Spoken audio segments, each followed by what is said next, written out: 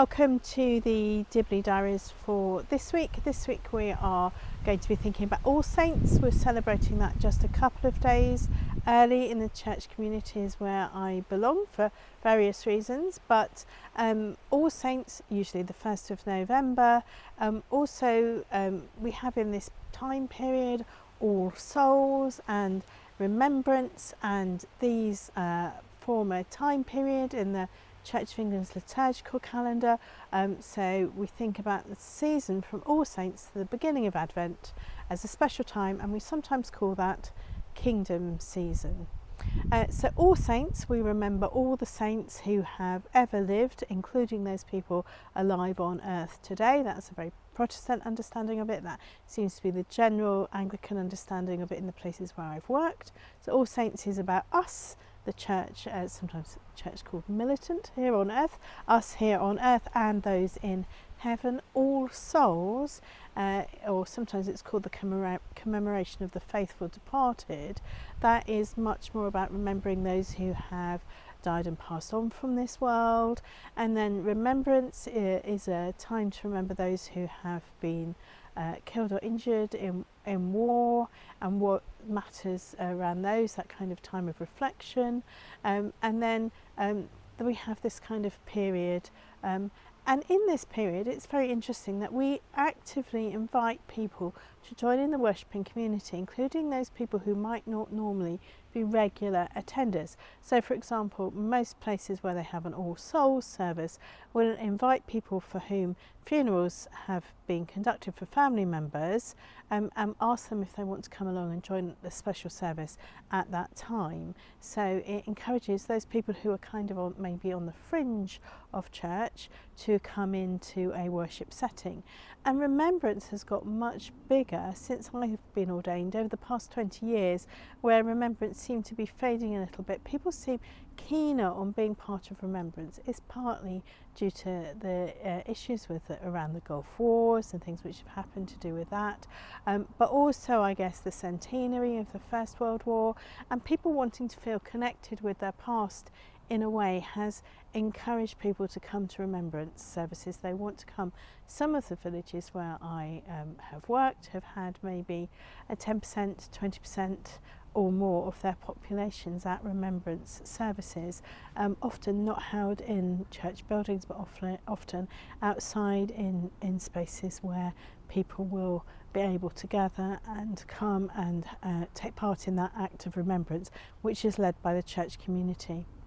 It leads us, interestingly, to think about who is part of the Church of England and who isn't part of the Church of England. And in these times, in these services which we hold at this time, very much the embrace of the Church of England embraces those who are not part of their worshipping community, not necessarily would ascribe to any particular statement of faith, but who will come and gather together in this place. And it kind of is a good example of those kind of wobbly edges of belonging in the Church of England, where people are part of the Church of England but they wouldn't come regularly, but they might say they were part of the Church of England, or they are happy to come along to Church of England things, or their family wanted someone from the Church of England to lead a funeral service. So it exemplifies those wobbly edges in between belonging and not belonging to a church worshipping community. What does that mean for people? Interesting challenge in a rural community, because then you get people who only ever come to Remembrance, or only ever come to the All Souls service, or only come to the All Souls service and think, because that's quite a sad place to be, that church is all about being sad.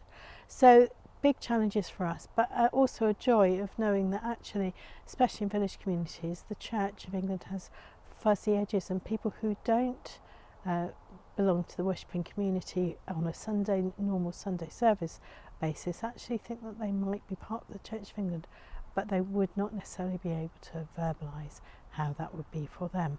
So All Saints to Advent, Kingdom season, a time to reflect, a time to remember, and a time for some people to belong.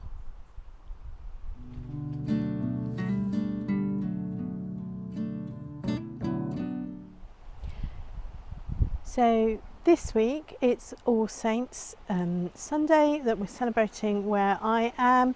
As I said, just a little bit early, but for practical reasons we're doing it this week. And there are two passages which are set for All Saints Sunday, which are really quite touching and poignant. So the first one of those is the Beatitudes. Now, anyone who's watched Monty Python's Life of Brian will be familiar of the Beatitudes, although you don't know it, because you know when there's the scene where they're saying, "Blessed are the cheesemakers, blessed are the cheesemakers." That is a kind of example, a satire on mishearing what Jesus is saying when Jesus is talking about people who will be blessed. So Jesus is talking about the kingdom of heaven, and there are people that he is saying will be blessed, and they're people who are the peacemakers, not cheesemakers. Blessed are the peacemakers, blessed are the meek, blessed are those who show mercy, blessed are those who are poor in spirit, and blessed are those who mourn, because they will be comforted, they will inherit the kingdom, they will be called God's children. All these things about people who will be part of that time of being blessed. But it's not the kind of usual things. It's not blessed are the strong, it's not blessed are the powerful, it's not blessed are those who can fight their way out of a corner, or blessed are those who defeat the Romans. They're very different ways of thinking about being blessed, but they all lead into God's kingdom. They have the blessing of God's kingdom. And in the other reading for today is from Revelation chapter 7, and it talks about John's vision of heaven, of what heaven will be like.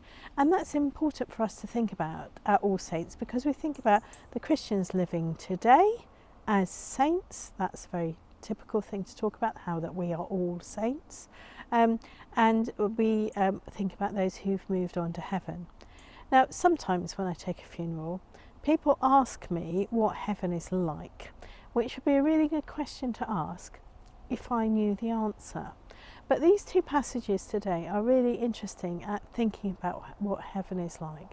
So heaven is a place where the people are comforted when they mourn, which is a place full of peacemakers. It's a place where people are encouraged and built up and not judged on normal human measures of success or validation. And then John's vision of heaven is John stuck in this amazing place where there's this great multitude of people, all sorts of people, all the saints who are there, but he tries to describe it in very human terms. He talks about God wiping away every tear from their eyes, and that comforting which Jesus has talked about happens in heaven. And so those are some of the ways we can think about heaven, about how heaven is a place where there aren't any more tears or sadness, or where there is mercy and justice, and where we can all be God's children.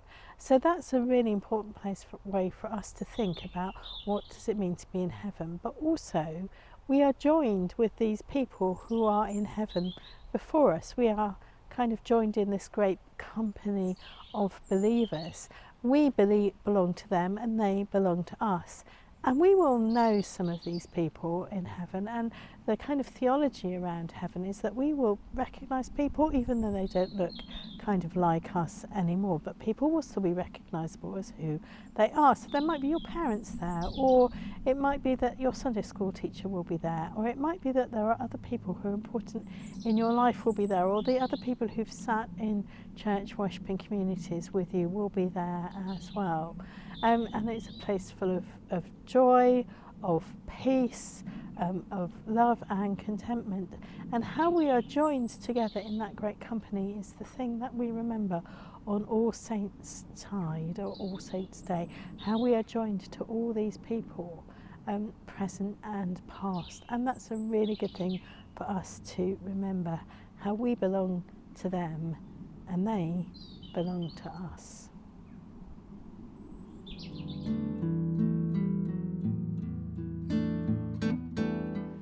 Welcome to the Dibley moment for this week. This week I found out something quite shocking to me. So St Kilda is a place in Melbourne named after a ship called the Lady of St Kilda, but originally St Kilda was an island, and is still an island, off the west coast of the Hebrides in Scotland. It's kind of romantic because it's very wild there, and it was evacuated in 1931 when all the members who lived on the island moved away. But what I found out this week was that there was no saint called Kilda. There was no Saint Kilda. St Kilda is a word which has come from a corruption of a Norse word meaning skilda, which means shields, and it got transferred into St Kilda. But then I was thinking about it, and I was thinking, well, it's All Saints. We're thinking about all the Christians who've ever lived, alive or dead. Has anybody ever been called Kilda who is a saint? So I looked it up, and people do sometimes get called Kilda. Not many, but a few, all around the world. So whilst we can say there's no famous written down saint called Saint Kilda, that we have a kind of knowledge about some saintly doings, but if anyone anywhere in the world is Kilda and is part of the communion of saints, then we have our St Kilda after all. That's it for the Dibley Diaries for this week. I pray that you and your village, however large or small, have a really blessed week, and that you are able to celebrate with all the saints where you live.